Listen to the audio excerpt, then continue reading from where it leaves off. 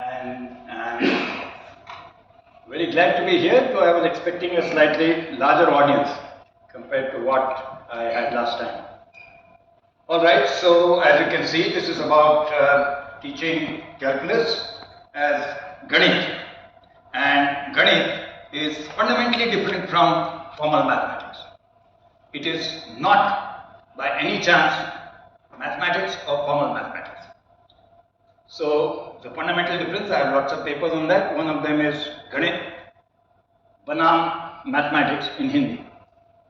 So that's what I'm going to talk about, how to teach calculus as Ganita. So let's take a look at the basic theory. And the first point I'm making is that you are taught calculus very badly. Alright? Your mic is not working. Mic is not working. What should I do about it? I don't know.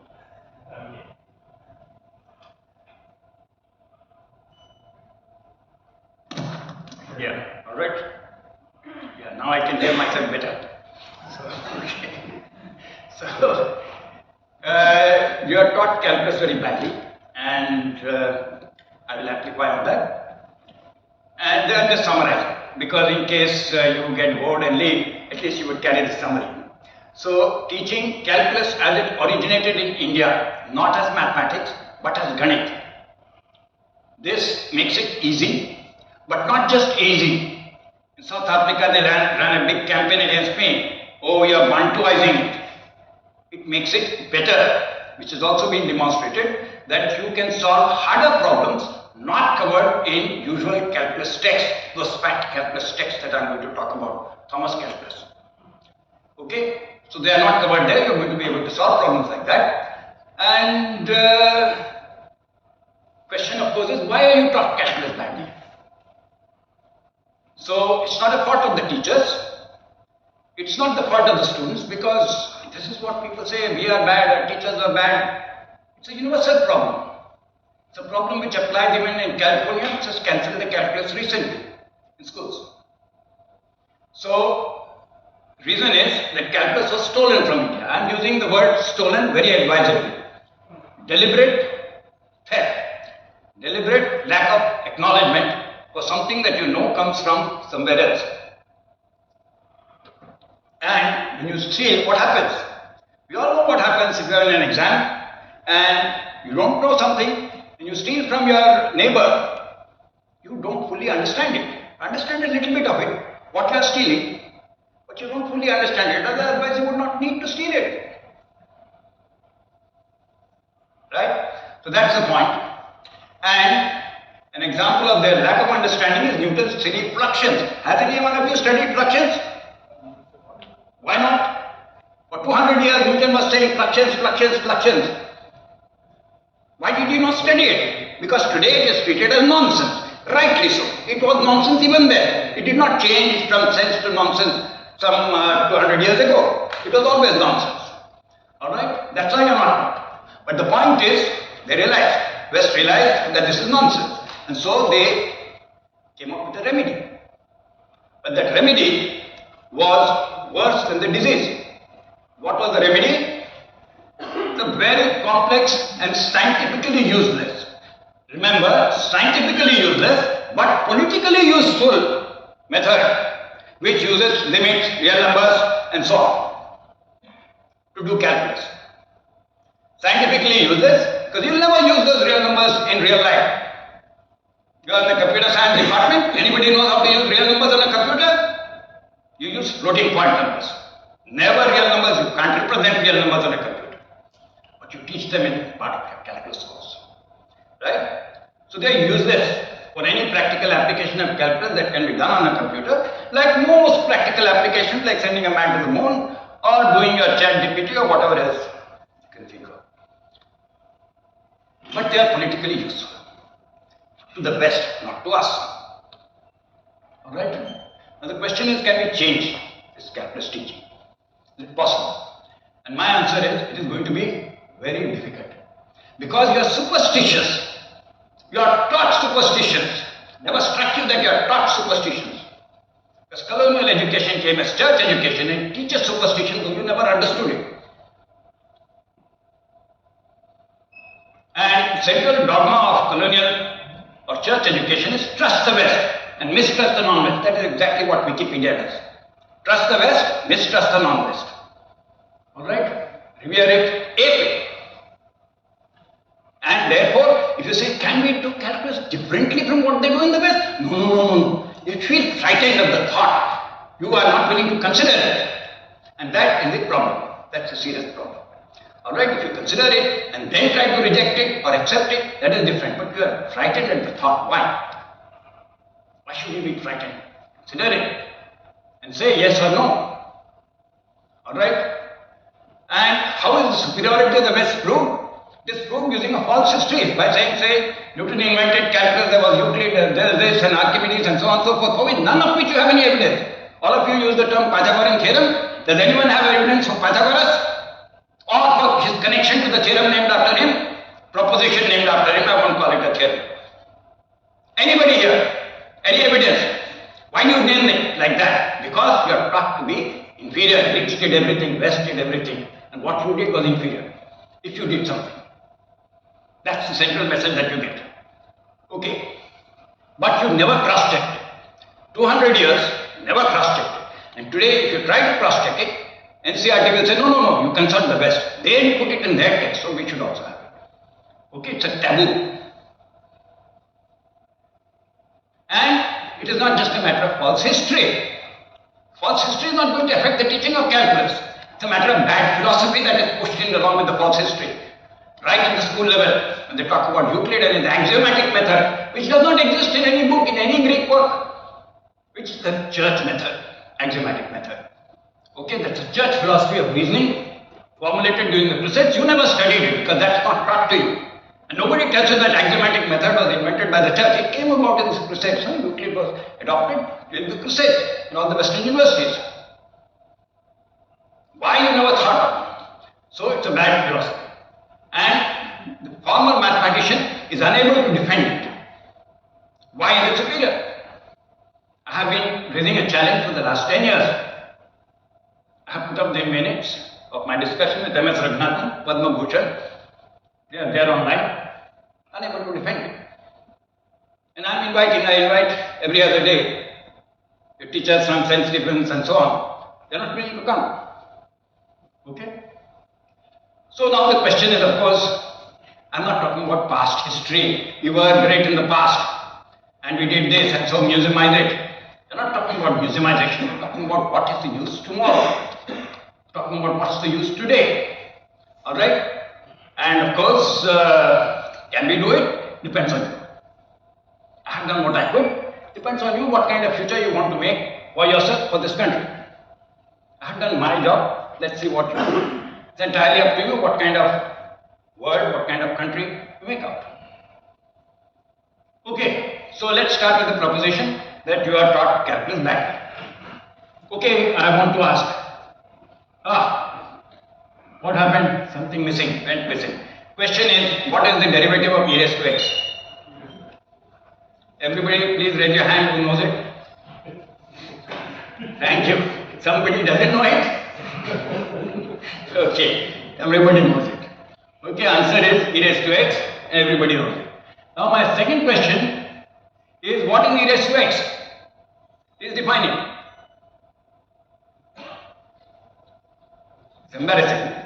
Everybody knows what is the derivative of e raised to x. You don't know what is e raised to x. What do you know then? That's part of bad teaching of calculus. You are taught to recite something, you memorize it, you recite it, and you don't know what it is.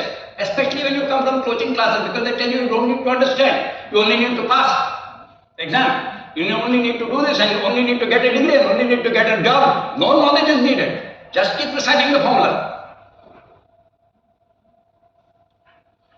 Okay, and if you define it by an infinite series, nobody tried. Question is, what is that infinite series? How do you sum an infinite series? I can give you plenty of infinite series to sum, which you will find very tough. We can discuss that. I am here tomorrow. We can discuss it in great detail. All the sorts of infinite series which you can sum or not sum.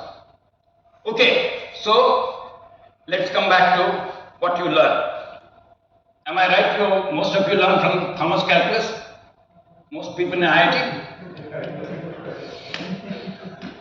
You know, when I did IIT, I learned from the same book. My brother learned from the same book. I didn't join IIT. I selected, didn't join. Then joined for math and left. After asking one question which went unanswered. Joined IIT today. So this is how huge those books are. 1384 pages, 27 pages, big size, heavyweight. My book is there somewhere. It is not that big. It's only 500 pages. Those are 1000 is double the size. And I carry this book around because if anybody quarrels too much, then I can always throw the book at him. It's a weapon, useful weapon. So, point is, what did you learn? At the end of that, you did not learn what is e raised to x. It's worse. Okay? And that is why US, California, which is the technology hub, has cancelled the teaching of calculus in schools. Now, I have written on that, and those references are there. This presentation is available online. ckraju.net/papers/presentations, and just search for IITK. Alright? You'll find the references. So, problem is with the subject, not with the teachers, not with the students, the way you simplistically think it is. It is not problem of students or the problem of teachers. Okay. So, first thing is difficulty that you have. Why you can't teach? Because you don't teach limits. You want to make a statement d by dx, e raised to x, e raised to x. You have to define d by dx. You have to define e raised to x. But both of them need limits. If you have an infinite series, you need limits. And limits are not defined. So let's see what the NCERT text says. We will not define. We are going to teach, but we are not going to tell you what it is. You learn it. You won't teach what it is. And so you learn the formula. You learn the recitation. Alright? You don't acquire any knowledge. So it explicitly admits that derivatives and limits are not defined. How will you do calculus without that? So we have a big problem. This is NCERT's text. When you learn class 11 text, it is from chapter, it used to be chapter 13, it has just been changed, it is chapter 12. But you are indoctrinated to believe that limits are needed for calculus. Everybody is indoctrinated into it. You don't know what they are, but you think they are necessary. Now what kind of teaching is this? Something is necessary, you don't know what it is, why it is necessary. That is what I mean by superstition. And you are deliberately never taught. This is a strategy, you come to that. So formal definition of limits is very simple. You must have all seen it in your Thomas Calculus text, epsilon delta definition. For all epsilon positive, they must exist in delta positive such that whenever x minus a is less than delta, your gx will be epsilon close to the limit. Alright? Straightforward. What is the missing element? X in R. That is not taught. You have epsilon, delta, everything. But where is the R? Real number. What is the definition of a real number? How many people here know the definition of a real number? It's not defined in your Thomas. You know the definition, sir?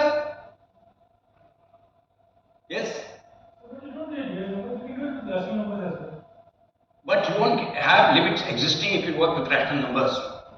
If I take square root of 2, if I take a limit converging to that, you can do it with integers also. I ask a question like that. Pardon me? Sorry? I'm sorry, I didn't hear. Maybe you can take up your question later. If you can't do it with natural numbers, you can't do it with rational numbers because limits do not exist. If I take a sequence 1, 1.4, etc., then it will not converge. The limit will not exist as a rational number. You know that. Square root of 2 is not a rational number. So you can't do it with rational numbers. Alright, because the limit will not exist. It's a very well known thing. And in fact, that is why real numbers were invented by Decolonizing. So this is missed up in your fat calculus text. R is not defined. Why is it not defined? You'll learn it later. Okay, you'll learn it later. When later? When you do real analysis. I used to teach real analysis. So, not defined.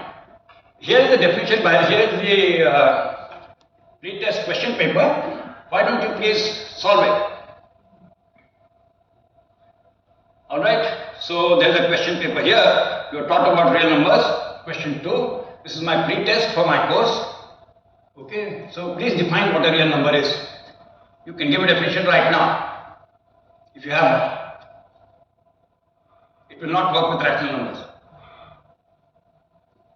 or integers. There is also a question about integers sometime later. If you have a map from integers to integers, in what sense is it differential? It's not, doesn't make sense because limits won't exist. Okay, let's go back to where was I? Was here. Yeah. So I'll keep that pre-test question paper open. There are many such questions there, just to show the student that the student has not understood what has been taught to him in all those years. Okay, so Dedica and cuts are defined. The well-known definition. I don't know if you do. I used to do this when I used to teach real analysis. Long back, 40 years ago. The first chapter of Rudin. So they are done, and you show that important thing. This is the important thing which I want to highlight. Archimedean. Nothing to do with Archimedes, but the word Archimedean is important. R is an Archimedean ordered field, like rational numbers are an Archimedean ordered field. Alright, that's a very important thing to know. So you show that these Dedica and cuts formed. And well, they are called cuts because rational numbers not good enough.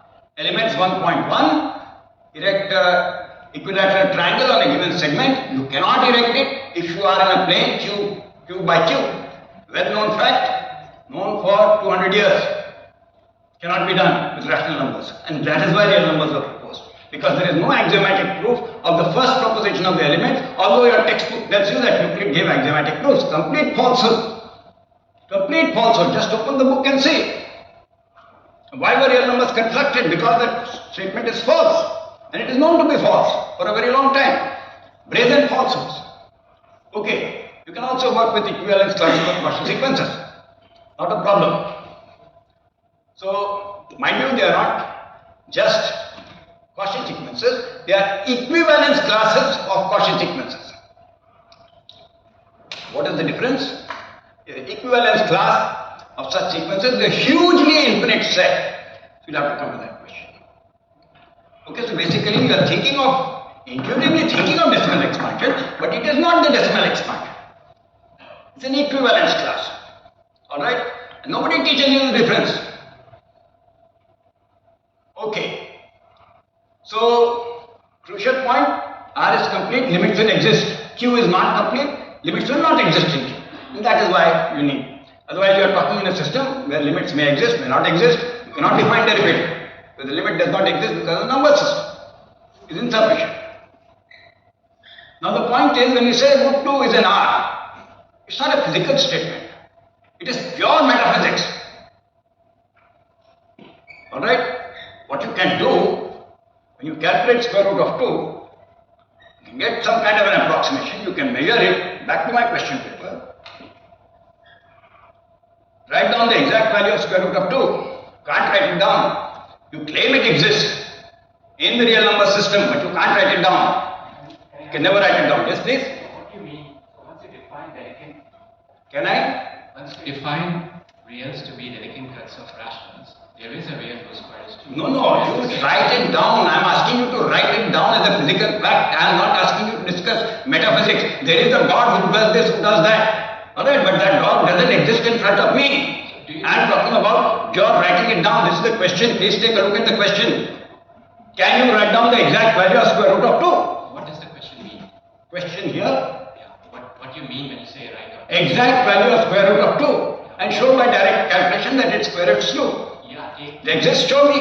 take the Dedekind cut of all Show the me. which are negative and the positive Sorry? corresponds to 2. That take the Dedekind cut, define finite case. But we are talking about can you write down the number? Don't tell me about metaphysics surrounding it. I know it, I have taught it. You tell me, can you write down the number? That is the question. You understand the question. Can I have details? Can you take this? You have to write down the number. Alright, not talk metaphysics. Take this, take that, take the decalculate, take this equivalence class, write down the number. If you can't write it down, be honest enough to admit you can't. And then say, I'm going to talk about other things. Alright, let's be very clear about it. We don't want that nonsense metaphysics. I know you are indoctrinated. I was also indoctrinated in it once. I've got over my indoctrination.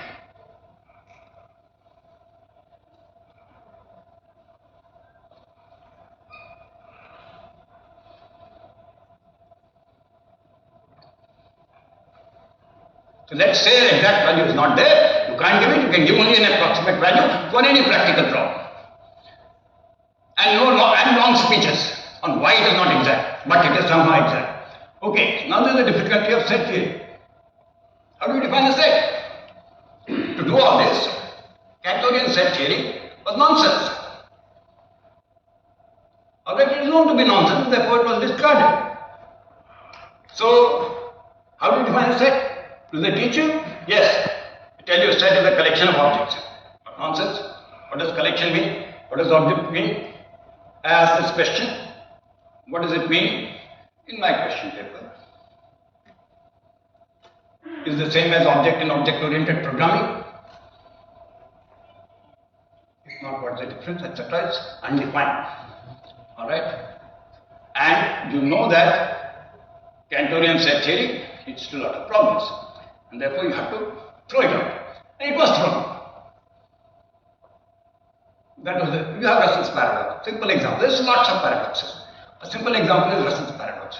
We just say it's a collection of objects, or if it is defined by a well-formed formula, it's a well-formed formula.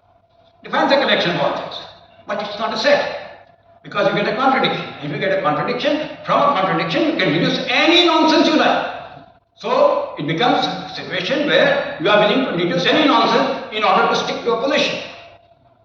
That's a very bad state of affairs.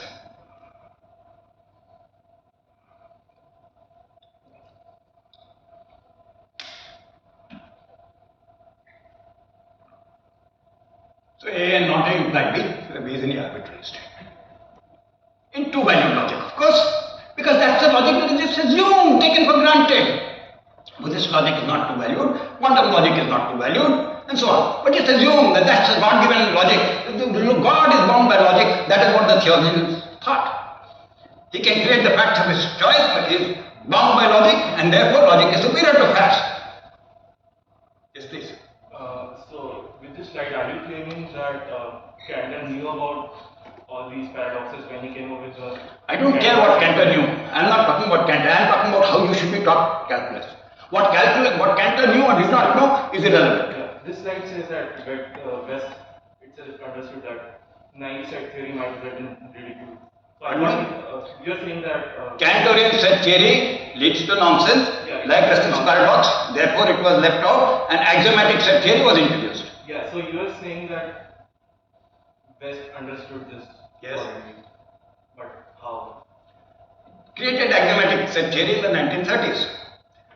But I am not saying that axiomatic set theory is alright. Axiomatic set theory has got house paradoxes like Banach paradox. You can get rich quick. Okay, I won't discuss that. Point is that most mathematicians don't learn even set theory. Alright? They just assume, take it for granted, trust it, believe it. That's not knowledge.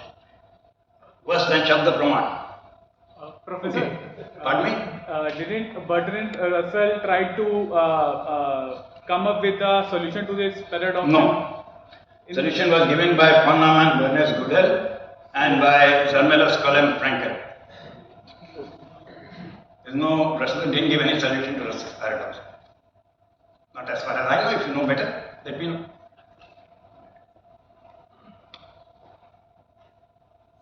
So, point I am making is, all this nonsense stuff which you don't need, because you will never ever use a real number. You can't even write down a real number. You only talk about it.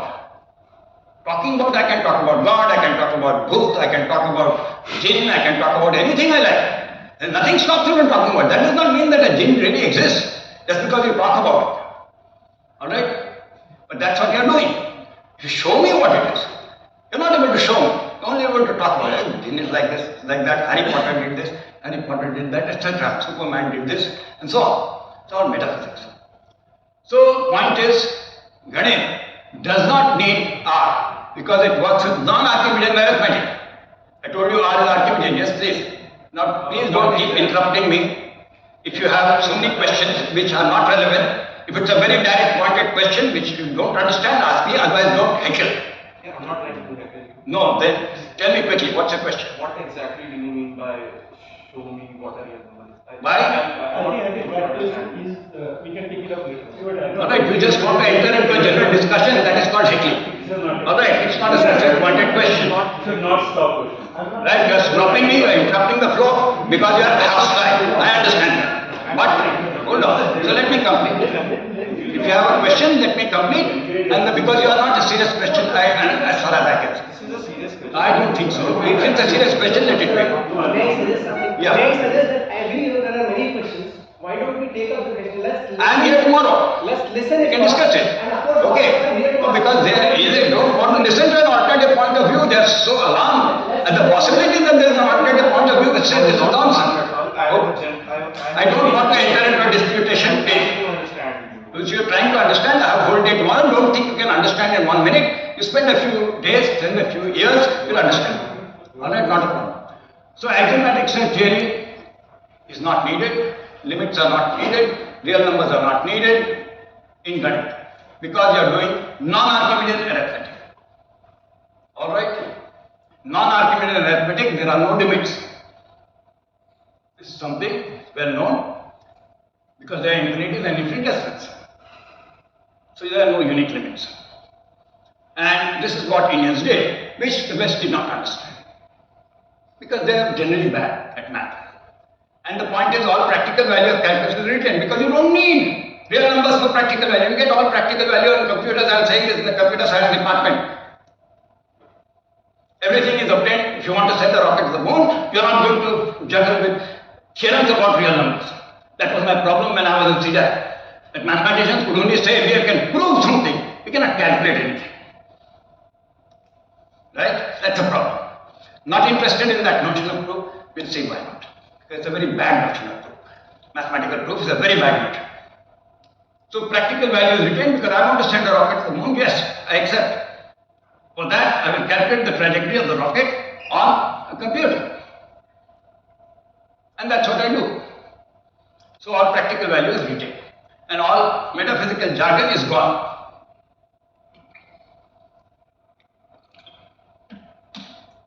Okay, so let me give the preliminary counter on it. Now, how am I doing for time? I haven't set an alarm. I've set half an hour almost. I have to go much faster. I'm only at 28. So, West stole the calculus. That's the point that it makes. Stole. Okay, they are very unethical, grossly unethical people, thieves who steal and boast that they have done it themselves. And they stole the calculus, therefore they did not understand it. Now historically they were persistently inferior in math. Persistently inferior in math and learned most of their math starting from elementary arithmetic from India. It's well known. Alright, it's well known. So Indians are vastly superior. If you see the Yajurved, you find numbers like 10 to the power 12. If you look at Jain text, sorry that's misspelled, can't type in the Aryabhata Sutta, you'll find 2 to the power 96, you'll find logarithms, he calculates how many digits there are, which needs logarithms. You take the Buddhist text, you will have things like Talaksha, so they'll have very large numbers. Such large numbers were not known to Greeks and Romans. Largest number they had in myriad, 10,000.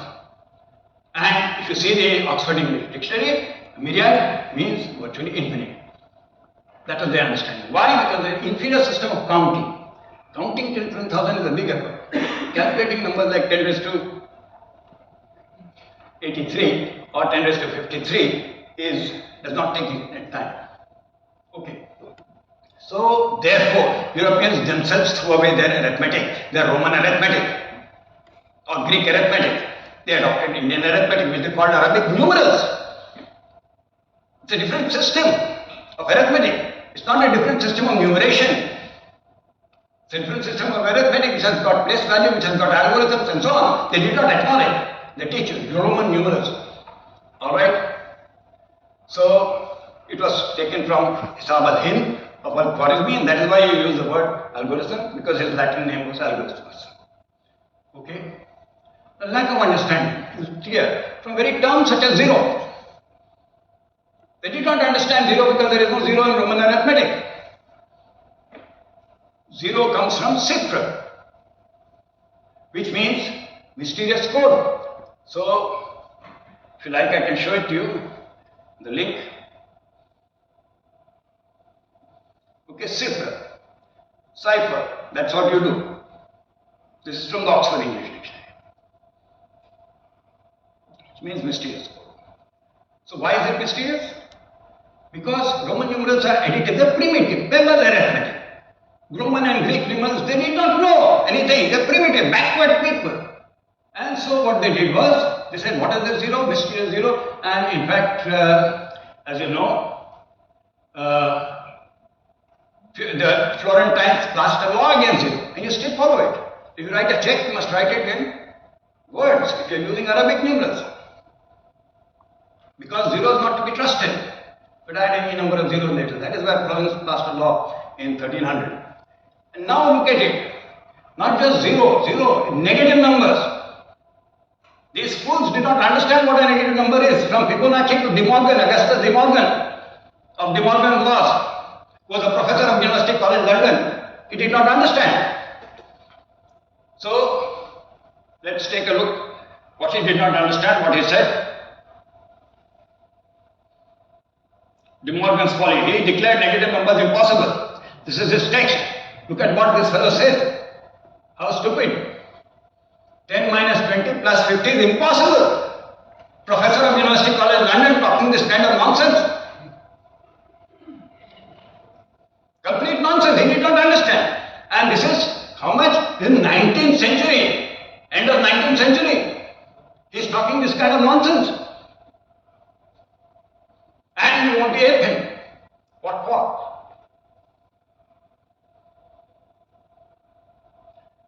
And he said, believe in witches. Idea that minus 9 is less than 0. Hey, it is so horrible. Believe in witches is more possible. This is what he says. Difficulties of mathematics. So this is the level of gross lack of understanding, where he declares himself to be an authority and talks complete nonsense. Okay. So they did not understand negative numbers. The same thing goes on. It's not just arithmetic, this is just arithmetic.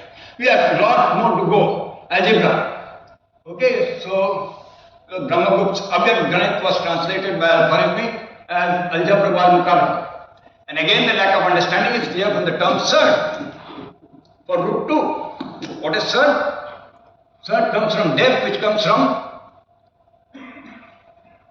Arabic asumu. That is what a surd is. Oxford English Dictionary. Irrational. That's why I use the word irrational. The very use of the word irrational shows this folly. So they did not understand what surd is. They did not understand what square root of 2 is. And why did they make this foolish mistake? Because if you look at the surd def, why? Because if you look at this is the Shubha Sutra, talks of kernel. Take a square if you like and get its kernel, diagonal, that's the square root. So if it's unit square root is square root of 2. I mean the diagonal is square root of 2. You can measure it. Alright? And you can get an approximate value for it. You can't get the exact value, like anything that you can measure. Okay? So it shows its Indian origin of their knowledge of algebra and shows the lack of understanding. Look at trigonometry. You look at arithmetic, algebra, look at trigonometry. What does the word sine mean? From where does the word sine come? I'm sure you must have told you. The word sine comes from J. Foolish translation. Exceptionally foolish translation. Why? I mean, if you look, I'm giving you the link, look at Oxford English Dictionary. It's not my doing. The word sign comes from jail. Upper part, this is jail. This is a description in English. So why jail? Again, because in India it was called jiba. And jiba went to Arabic as jiba, with no verb sound. And then these foolish Torino translators, who were Mozarabs and Jews, they did not know mathematics. They said, what is the J verb? It is written without nuktas. They said, it must be J. So they did not know. And then, it's not just that they did not know. You don't teach trigonometry properly. I ask people to define the opposite side by hypotenuse. What nonsense! It's not about a triangle, it's about a circle. What is sine of 92 degrees? I ask people in my pre-test question paper. And they blink. And I say, my calculator can do it. What's wrong with it? Because they think of triangles. They think of right angle triangles. It's a concept related to the circle. Nothing to do with right angle triangles. Everywhere you find this concept in Indian texts in the chapter on the circle. So, I will go fast, so I'll skip this. Probability and statistics. This is a little too difficult for most people. So, you see my article, Probability in Ancient India, or my article in the Spengler Encyclopedia, or that thing about quantum probabilities. You can see my book, Time Towards a Consistent Theory. You can see my JNU talk. Okay? A lot of stuff to cover. I can't cover it so quickly, so I will just skip over it. Basically, very quick overview. Akshasukta gives the game of dice, the description of the game of dice in the Rig Veda. Alright, this is the earliest description. So this is the Akshasukta. Okay, see what he says. Alright. Somasya moja tasya matro. There is moj like the som in those akshar. Alright, it's part of Mahabharata, everybody knows it. Okay, it's part of the story of Nal and Damayanti. And there, it involves statistical sampling. He counts the number of fruits on a tree, sampling. Alright, so you have this whole description available here in probability and statistics. What is left? Calculus. So that's what I forgot about permutations and combinations. They exist for a very long time. They are found everywhere in the works of Bhagavati Sutta or Shushruta, Varahami, and in the common school text, Patigani, slate arithmetic tests of Sridhar, etc. So this is how it is done. This is I can't go into all the details. We'll go over it tomorrow. Let me just give you an overview today. Okay. All right. And the point I want to make is West has not understood probability. What is the definition of probability? Can't define it. You say frequentist definition, limit of relative frequency, it's not a limit in the calculus sense. The probabilistic limit, a limit in measure. Alright? Begs the question, what is the probability? Probability is the probability limit of something. Alright? Subjectivist understanding, degree of belief, not true. Quantum probabilities are objective. Measure theoretic understanding, not true. Quantum probabilities are not defined on a Boolean algebra or Boolean sigma algebra. They are defined on something which is not even a lattice. So we won't go further into that because that's too complex. Let's look at calculus because that's the topic today. So before I go to calculus in India, let me make some quick clarification. Calculus is attributed to Kerala, Madhav. And this is the wrong belief. When I started my project in 1998 on origin of calculus in India, in the INSA, I changed it. So, what is the difference? Madhav gives you 24 sign values, Aryabhata also gives you 24 sign values. Madhav gives you sign values which are much more precise to the third sexagesimal minute, which is the tatpara. But and Aryabhata's sign values are kalardhaja, what he says. And he has infinite series which are easily recognized as calculus. But that's not calculus. You can't teach calculus just by teaching infinite series. Alright? So there's a problem in attributing calculus to Madhav. What is the problem? Of course, where are the integrals and the derivatives? The first thing you learn in Thomas calculus must have integral, you must have d by dx. Those are the ritualistic things. And where are they in the Indian text? They're not there anywhere. They're not needed. Okay? Of course, you do this integrals only for elementary functions.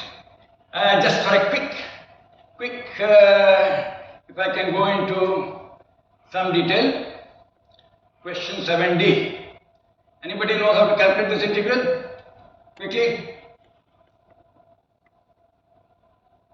This one, 7D. Anybody has an answer to that? Quick. Never mind, we'll do it later. So you don't learn this because Thomas calculus will not teach you this. I teach you this as part of Ganita.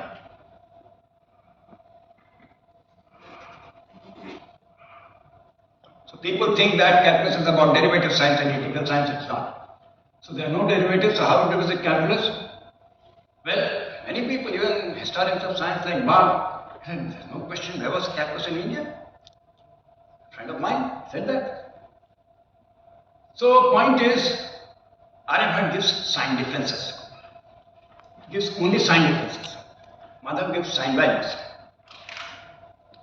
So these are the sign differences that Aryabhata gives. They're not sign values. He says color dhaja, but they are sign differences. And these sign differences are finite differences. What do? You don't have derivative, you have finite difference. So it's changed in philosophy of mathematics. Alright? That is most important. We use finite differences, not derivatives. Now, is their derivative superior? No. We'll talk about it. Point is that how did he derive it? How did he derive those sign differences? I won't go into details. They are there in this book of mine. I can show it to you, but I will just skip it. He derives it by a technique which is today called Euler's method of solving ordinary differential equations, with which all of you will be familiar. That's what he does. He writes down a recurrence relation, which is exactly the Euler's method. Alright? And Euler, of course, was a cheat. He was familiar with Indian texts, he did not acknowledge. Like Newton, he did not acknowledge. And he wrote an article in the Indian calendar, he had read books, Indian books. 1700 he wrote an article. And he solved Fermat's challenge problem, which was a solved exercise in Bhaskar. Nobody else in Europe could solve because he was familiar with Indian sources. Okay. So anyway, point I am making right now is something different. That what Aryabhata did was, he used finite differences to solve a differential equation. Now once you have finite differences and you solve a differential equation, you don't need integrals. Alright, because once you can solve y prime equal to fx, that is just the indefinite integral of f. You don't need to write down an integral sign. You just solved it, you found its value. You want to calculate it. You don't want to prove things about it. Okay? So you can calculate, and you will calculate with finite differences.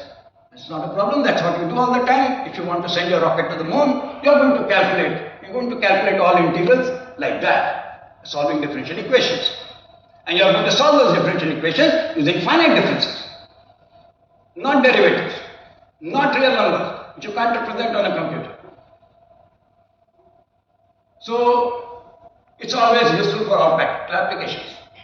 But somebody told you the West is superior, imitate it, ape it. They did something superior in limits, real numbers, set theory, imitate it, ape it.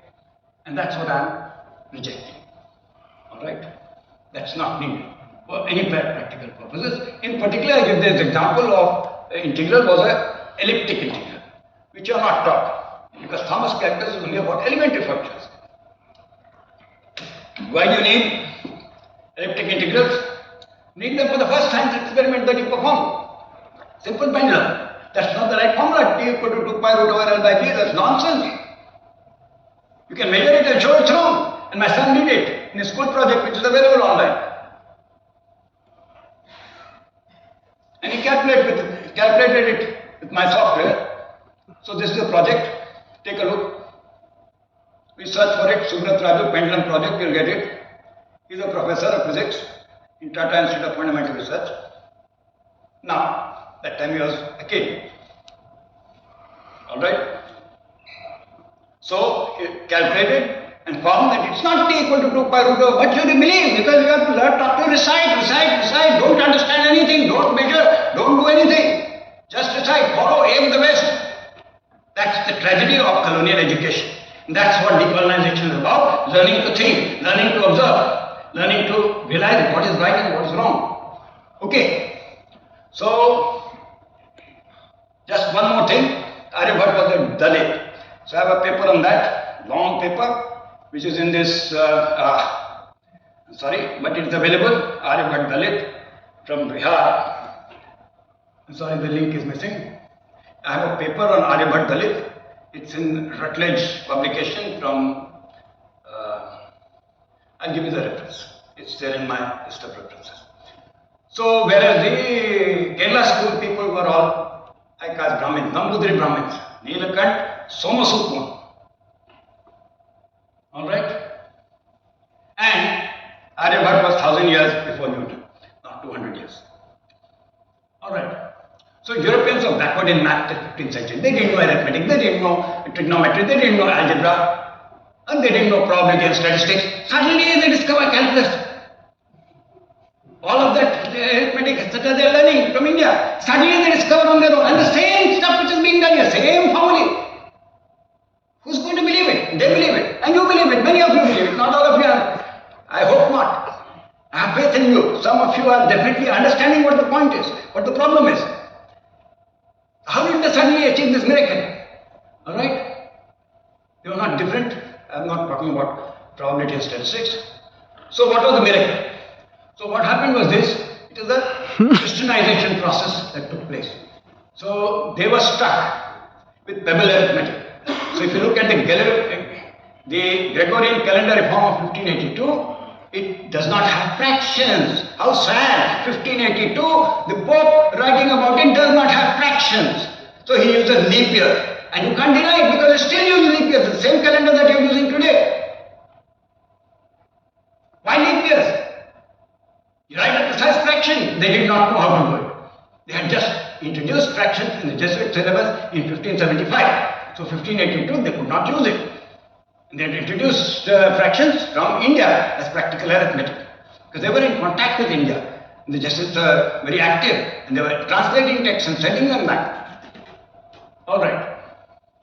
So equinox does not come on the same day. It's a very clear fact. It's an imperial technique. Yes, please? Some question? So, does not come on the same day. And how did they make this great leap forward from lack of ignorance of fractions to suddenly discovered it, infinite series? How did they do it? So first thing is that Europeans came in contact with it, direct contact. And therefore, calculus had existed as they saw. So on European history, they came in contact, sure proof of independent discovery. If two students are sitting next to each other, that is certain proof that they did not copy. Independently they did it. Yeah, that's the kind of logic. Complete nonsense. And the answer sheets are identical. When they did not copy, they did it independently.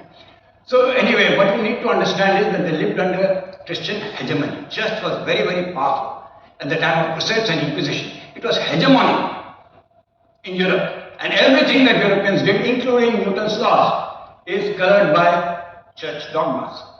Alright, and they formulated a doctrine of discovery. What was the doctrine of discovery? Based on the fanatical bloodlust of the Crusades and the Inquisitions, the thing was, okay, I'll skip this part.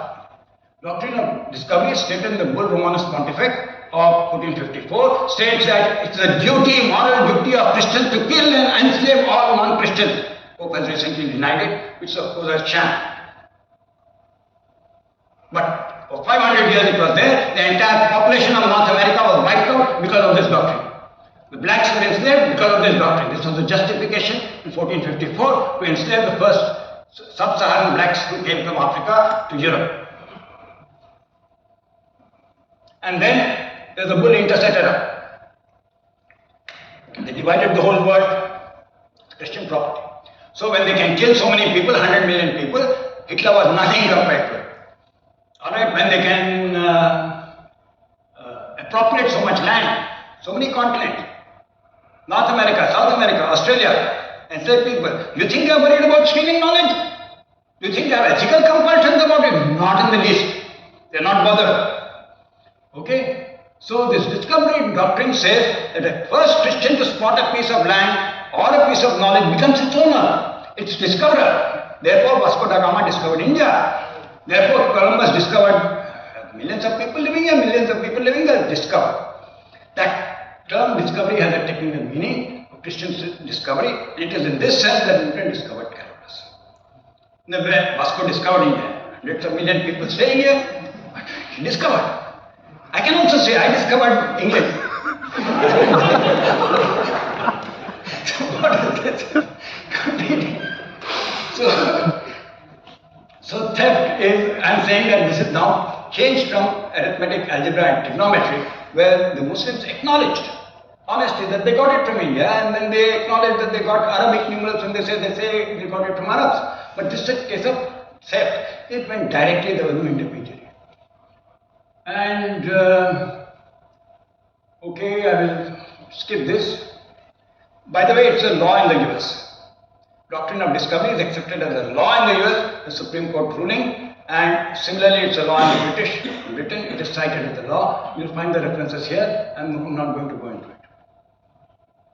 So this is what we teach, that Newton discovered calculus. Let's skip over it.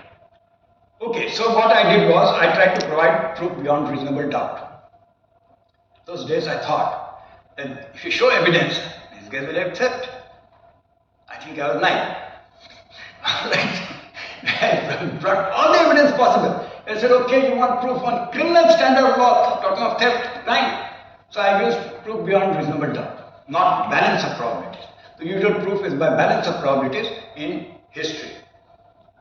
Okay, because nobody's life or limb is involved. So this was my 2001 Hawaii paper, to the 2000 talk in Hawaii. And well, let me quickly summarize, I think I'm getting late. There's an opportunity, there's motivation. The Jesuits were in Cochin, and they were actively collecting Indian knowledge with the help of Syrian Christians, and they were actively translating it on the Toledo model, and they were sending these translations back to Europe. Everything from Mahabharata onwards. Okay?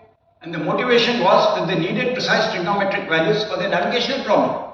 Navigational problem too big to consider. 3 problems they have: latitude, longitude, locks of rooms. You probably haven't heard of locks of rooms, the curved lines.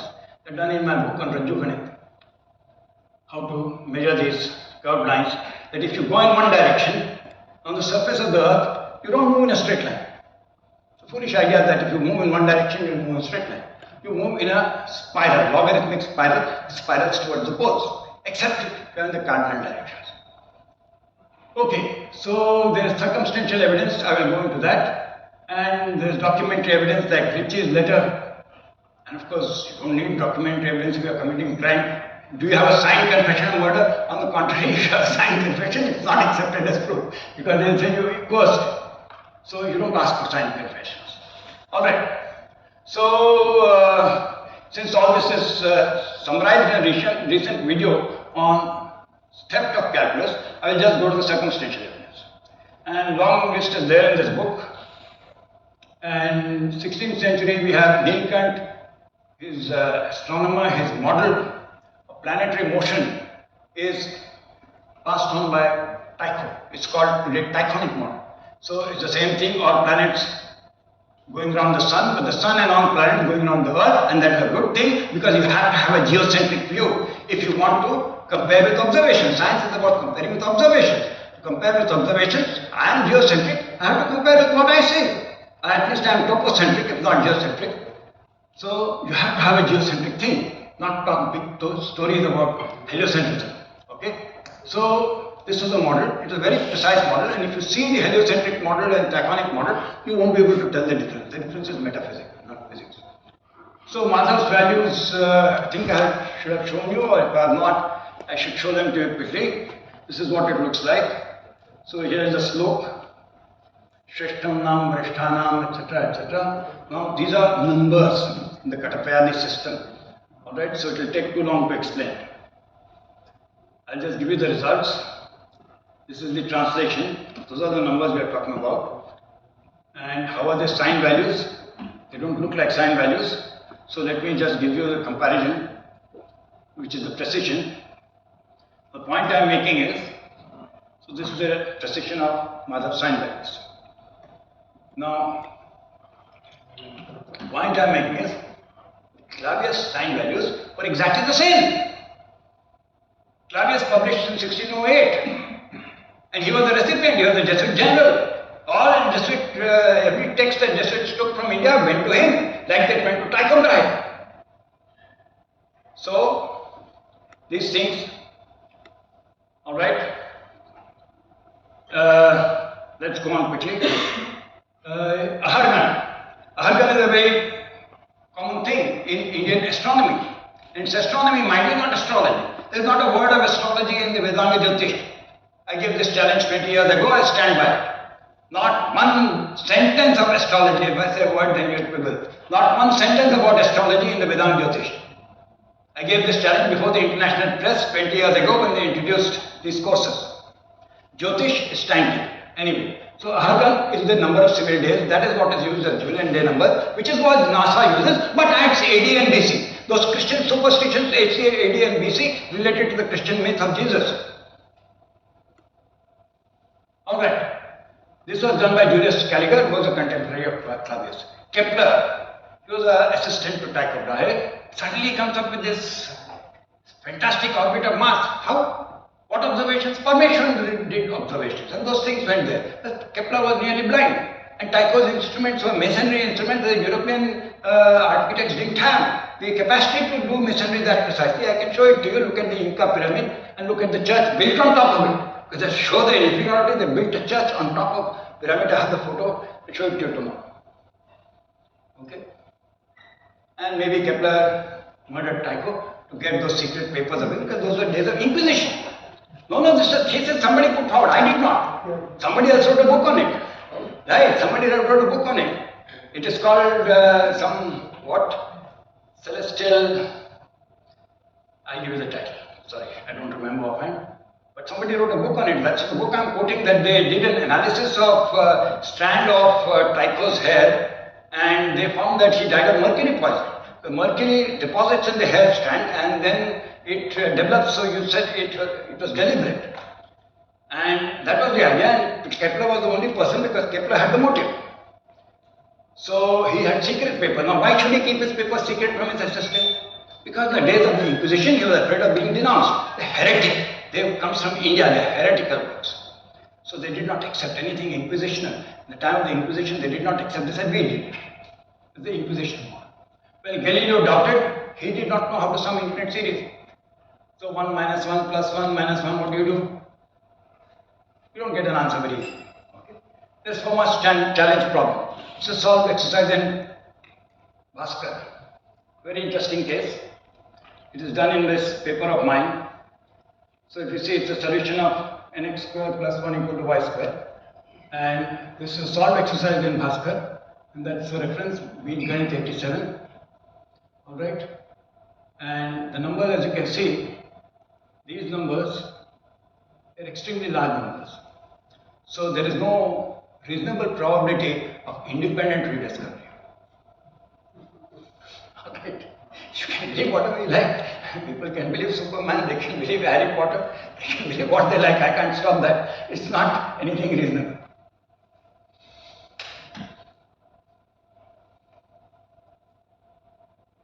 Okay, so it was stolen with the identical infinite series, sine series for the sine function, what you call today Taylor series for the sine function.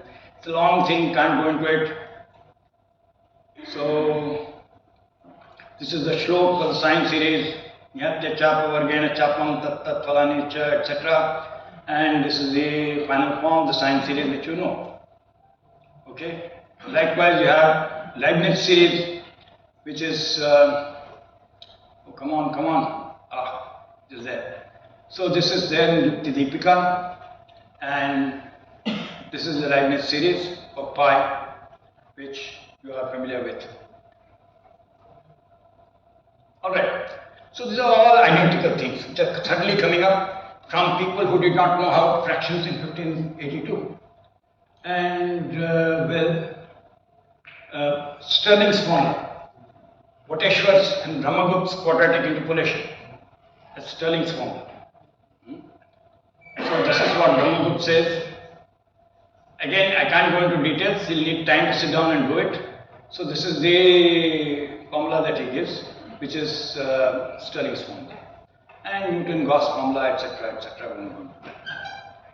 Too much of detail. So let's get back to the central idea. What happened? I pressed the wrong button. Which button did I press? Caused it to switch off.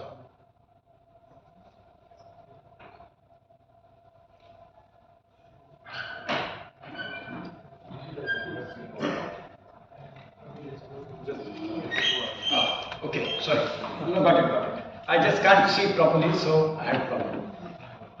Okay, now the point is, you give all this evidence. But does evidence matter to the West? They're completely shameless thieves. That is what I discovered after writing the book. 2007. Michael Atiyah was Newton's successor as president of the Royal Society. Shamelessly, brazenly plagiarized from my book, Time Towards a Consistent Theory, 2 times. Second time after he was informed about the book personally. Book was published 10 years earlier. So there is a whole case for that, you can see that, but this is his acknowledgement in the notices of the American Mathematical Society. I forced him, I tricked him. So he goes ahead and he does this in the American Mathematical Society, that these are the books and papers, and we acknowledge that he has done it. 2 times he says, don't forget that I suggested. And now after I hit him on the head, and he says, okay, this is notices of the AMS, that's the reference. Notices of the American Mathematics. But that's not it. See, Western historians are still shamelessly defending this act of plagiarism. They will not only plagiarize plagiarism, they will defend it. So there is a whole write-up in my blog, how it is being shamelessly defended by propagandists of the American Mathematical Society. American Mathematical Society covered it up and so on. I won't go into detail. Point I am making is not enough, evidence is not enough. They say, what are you going to do? हमने चोरी कर लिया, आप क्या करोगे? So that is what has to be done. You have to show. Say, I am president of the Royal Society, or you, director of IIT, P.L. Chopra. He was involved in this, and he tried to get him. So they assault him and then release him and get membership to the Royal Society. That's how his calculation worked. I won't go into that. So Western historians are still shamelessly defending him. The whole story of the theft of the calculus, it was repeatedly and brazenly stolen by people from Manchester and etc. Okay, this is the first time they did it in 2003. And Exeter found it correct, and this came as a huge headline. George Joseph, author of Crest of the Peacock, and Dennis Almeida. And then again they did the same thing in 2007.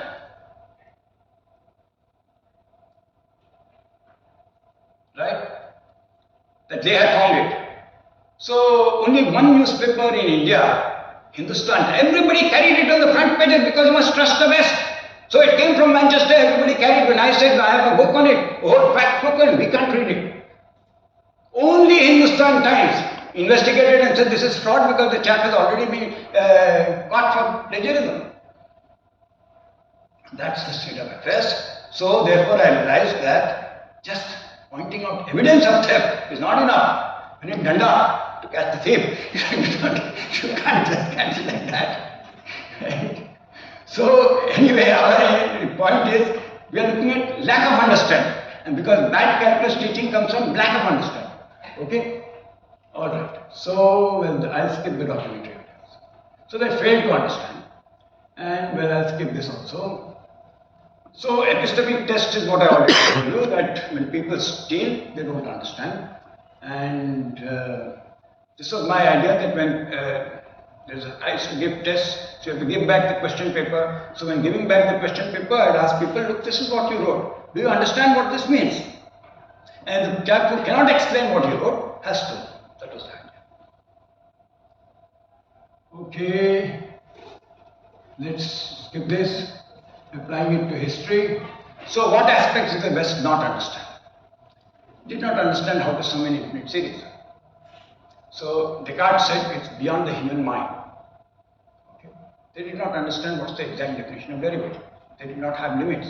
They had fluxions, which you don't learn about. They don't tell you their failures. They don't tell you the story of their failures. Right? So why was the sum needed? Because they wanted precise trigonometric values which are obtained as infinite series. We saw that. Sine, cosine and arctangent functions. And Indians had summed the infinite geometric series. Nilkant had summed it by the 15th century. So this is the sum of the infinite geometric series. Infinite. See, it is ananta.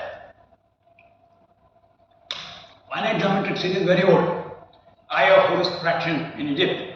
Very, very old. Its finite geometric series is found in the Veda. So there is nothing great about finite geometric series. Infinite geometric series had been summed. Formula came from India, never acknowledged. So it is a super task. Doing an infinite sum is an infinite series of tasks. That is what is called a super task. You can't do it. And Leibniz did not know it. And Newton therefore called him second discoverer. He's asking for help. How do you sum it? Alright, Galileo left it to his student Cavalieri, and Newton used his silly fluxions. So, silly fluxions because they could not justify what fluxions. I have whole articles on it. And so this is epistemic test. Marx did not understand what the calculus is, what Newton was talking about. He said Newton is talking mystical stuff. You only hear about Eastern mysticism. I'm here about Newton's mysticism. Okay. So, now, well, Berkeley has accepted and so on. James Turin, you see what his response is. You see what what nonsense he is talking about. This is it. So, what is fluxion? Postulatum. Mathematical quantities may be described, and in describing may be generated or described, may increase or decrease by continuous motion. What did you understand from this? A complete nonsense. He is talking to defend the notion of fluxion. And Newton said something sensible. So, that is what we have. And therefore, when they realize that we are not making sense even 200 years after Newton, but this calculus is very useful, therefore Dedekind proposed real numbers at the end of the 19th century. Alright? So, yeah, so I think we can skip this. That we already had a long discussion about rational numbers and the person has left. So I suppose कि छोड़ के चला गया, so victory is mine. You are there, okay. No, the other person was talking about it. It was anyway a joke. Don't take it so seriously and personally. So Newton did not understand. If you say real numbers are needed to understand calculus, Newton did not have real numbers. How did he understand calculus? He could not have understood. And be consistent. Either say they are not needed or say Newton did not understand. You have to take one of the two stands. You can't just say, no, okay, this is also true, that's also true, West is my master, I am loyal to it, and I will not allow anything to be said against it. That's not wrong. No, I mean, that's not knowledge, that's fanatical loyalty. And that's part of the superstition that you learn. So, I will skip this. So, what is different about innate calculus? Okay? And these 3 points are differences. Finite differences, non-Archimedean arithmetic, and zeroism or inexactitude. That's shunyava. Inexactitude. That nothing stays the same. You are not the same persons you were when you came. You have learned, you have heard my talk, you have breathed in, breathed out, you have moved in, moved out. You changed. Molecules of your body has changed, your mind has changed. So you change. Nothing stays the same. That's shunyava. Nothing stays the same, and therefore you cannot have exactitude. In real life, you can't have exactitude of square root of 2. It is foolish to talk about it. It is metaphysics, but we talk about it, and that is what is wrong. So I am denying exactitude. So that's part of it. This is what everybody did. Okay, so I have covered this. Yeah, you can also say finite differences are not unique. Does not matter when you are solving a differential equation because the answer will be approximately the same. Alright? In any way, in any case, it does not matter. They occur only at an intermediate stage. Now, the aim of calculus is not to learn tricks, but to solve differential equations. When I was in CDAC, every problem that I solved involved the solution of a differential equation which was done numerically on a computer. Every problem. You want to send a rocket to space, ISRO wants to do that or whatever. You want to extract oil, whatever you want to do. You don't want to prove a theorem and publish a paper. You want to calculate and apply it in real life. Alright? So this enhances the skill of the students because you are able to solve things like Jacobian elliptic functions. Let me show very quickly what sort of thing I do before I close because I think I am quite late. Okay, so this is my software calcode which is used for this. I developed it for my children and it is used by my son in his Pendulum project. It was used in the AUD, Ambedkar University, Delhi. So let's say, for example, we want to solve Jacobian elliptic functions. Okay, so you have Jacobian elliptic functions. So these are the Jacobian elliptic functions.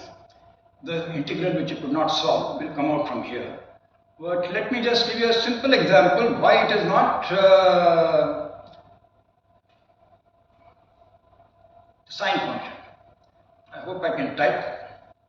So I want to compare solution curve 1 with sine of x. Have I typed it correctly? I hope so. Okay.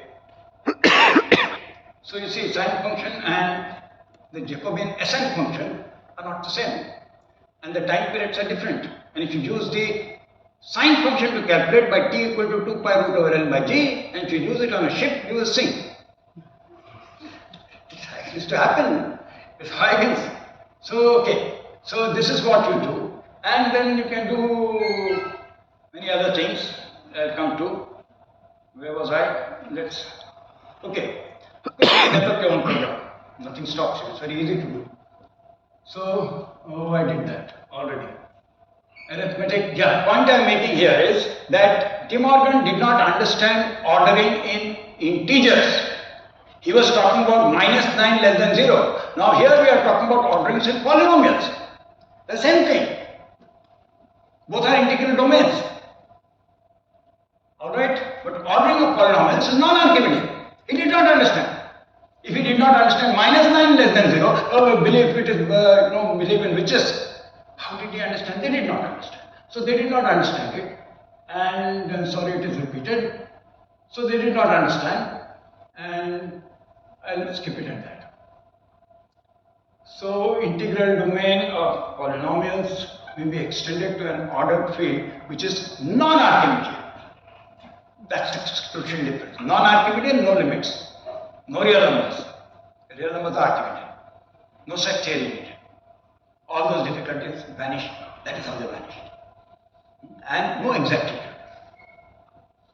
Except inexactitude, which is contrary to what West does with common mathematics. Alright. So shall I skip this? That if you have polynomials, then if you have a polynomial x greater than n is true for every n, because x minus n is positive. Why? Because it may be positive or negative for individual values of x, but for large enough values of x minus n is positive, so you declare the polynomial x minus n to be positive. Any polynomial can be negative and positive. So you declare it to be positive in that case, and therefore it is a different arithmetic.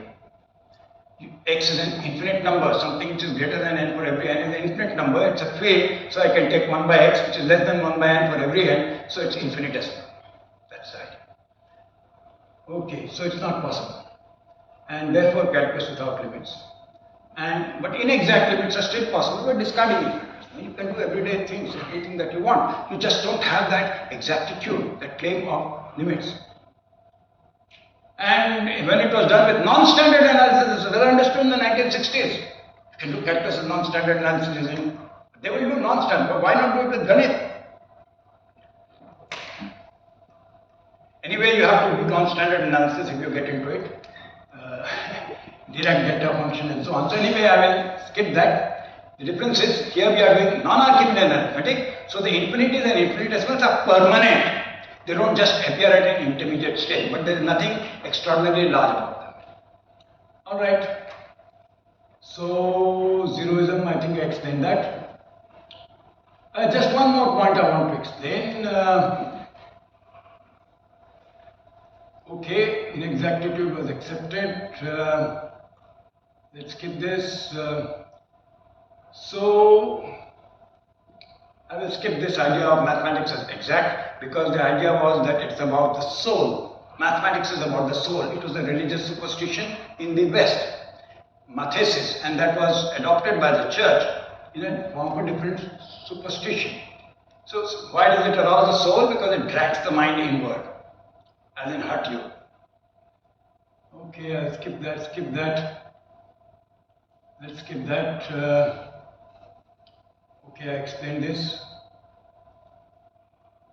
Okay, just now point, yeah, this point, critical point I want to make, that we are not able to change it because they are superstitious.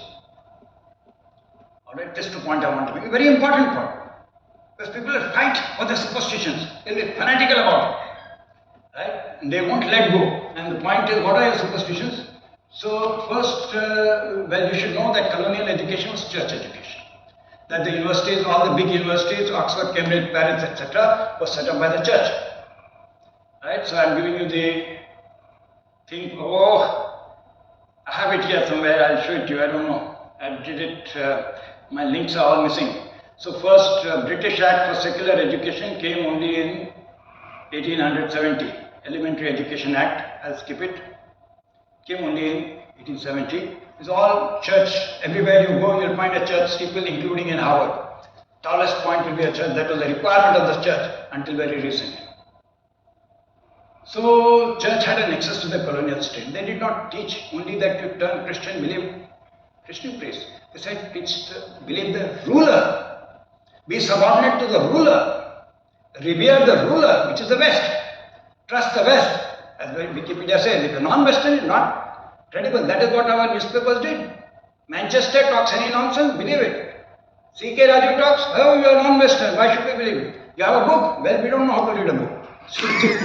You give us a simple thing and we read. So, that's the state of affairs. So, point is, they came here. They looted us. They were poor. That is why they came here. We were rich. Now they are rich. We are poor. And we should trust them. How can they be a bigger superstition than this? They cheated us, they looted us, they killed millions of Indians. And my estimate is 30 million, other people estimate 100 million. Look at all the famines from Hastings to Churchill, Bengal famine. Think of how many millions of people were killed, very brutally killed, and you think that you should trust them? The last thing that you should do, anybody with intelligence will understand if somebody comes to rule over you, they will cheat. Don't trust them. Because the first you use the first opportunity to cheat. But anyway, misplaced trust is used to impose a false history. So if I ask, say Euclid, you're taught mathematics, class 9 text says it is because Euclid did a superior kind of mathematics. Now if I ask NCERT, where is the evidence for Euclid? Read a Western text, it is there. I said, no, I want primary evidence. Oh, you read 5 Western texts, it's there in 5 Western texts. They actually said it, it's written there, actually. I have a post on it in my blog. Okay, so let's, point I want to make is that this Western superiority claim is a superstitious claim because it is the outgrowth from white superiority, from the racist claim. White superiority, which was based directly on a church superstition, the Bible curse of Ham. Why are white superior? Because of this. Why were they enslaved? Because of this. Well, earlier they were enslaved for a different reason. They were not Christian. But then they converted to Christianity. So then how to do it? Then we have this superstition. So that superstition was supported by means of a false history. All work, all math, all science is the work of, first they said Christians, then they said, we'll skip what NCERT did. Okay, I don't know where it has gone, but basically what they said was that all science is the work of Christians and friends, the early Greeks. Then they said later, during the racist period, they were whites, all science is the work of whites, Europeans and early Greeks. Same, just change of label. Then they said all science is the work of the West, Europeans and early Greeks. So the same history, just relabeled and recycled. And they are sure of one thing, you will never check it. Has anybody checked it in 200 years? I am asking, I have offered a price of 2 lakh rupees for primary evidence from Euclid. And NCERT says read Western text. What can you do? See, it is not only you don't check, you won't check. It's a principle that you must trust the West. Alright? Okay, so the critical last point I want to make is NCERT says only Greeks use reason. Complete lie. Complete lie. Because they use a very bad word, nigaman for deduction. Reasoning that was unique only for Greeks. They don't explain what the meaning of reasoning is. Indians use reason. So the Nyaya Sutra, if you see, Nyaya Sutra 2 is accepts reasoning, Anuman. Also accepts the Pratyaksha. What NCERT does not explain is that mathematical proof will not accept the empirical. It says something. Don't believe what you see. Beware of being deceived by what you see. That is what it says. So you must not believe what you see. You must believe what axioms are written down by the West. You prohibit the empirical. So it's not ordinary reasoning. It is church reasoning used in church theology because church used that reasoning because church was not, facts were not acceptable. Where is the fact for God? Where is the fact for angels? Where is the fact for heaven? Where is the fact for hell? There are so many things, there are no facts. But you can reason. And so there was a church theology of reason to match the Muslim theology of reason, Akli Kalam. Won't go into that. They have a book on that, Euclid and Jesus. So point is, they prohibit the empirical, they call it reasoning. But this reasoning existed in India, it's a complete lie that it did not exist, except that in India you use the empirical. Now my point is, if you prohibit the empirical, and you reduce math to metaphysics as we are saying, good to exist, but I can't write it down. It exists. Somewhere it exists, right? So problem is, like geometric points, it should not be visible. Visible something wrong. How will you make a measurement if the point is not visible? Can you make a measurement between two invisible points? Anybody? So this is the kind of thing that is done in mathematics. Points are invisible. So point is that you are prohibiting the empirical. This fact is not taught. And if you are doing science, accepting empirical proof is the basic principle of science. How can you reject it for mathematics if you are using mathematics for science? Because they are not using it for science. You are using it for domination. All the axioms of set theory, who laid them down? Well, all the axioms for real numbers, who laid them down? West laid them down. So they control. If I lay down the axioms of mathematics, I can get any conclusion. For example, I had this conclusion of my rabbit theorem. All animals have 2 horns. A rabbit is an animal. Therefore, a rabbit has 2 horns. Everybody laughs, what is this? What nonsense are you talking?